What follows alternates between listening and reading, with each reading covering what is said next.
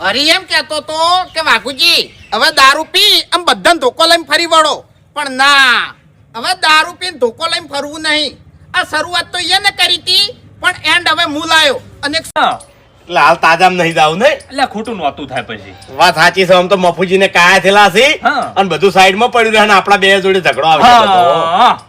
એટલે ખાલી 2 દાડા જપી જો હો ને. હારું હારું.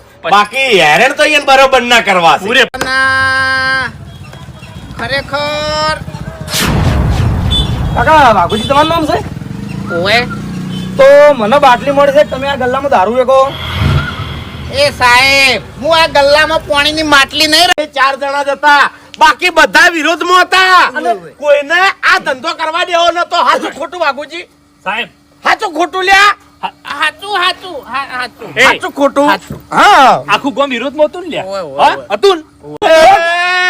સાહેબ અમે તો ખાલી સાહેબ ગલ્લાનો માલ ભરી આલ્યો તો આ દારૂ ચોથી આવ્યો અમને નહીં ખબર સાહેબ. એટલે સાહેબ ગલ્લાનો માલ તો મફુજીએ નરીજીએ ભરી આલ્યો હતો. લેવાનો હલવાય લે. વાપડો બંધ તો પેલા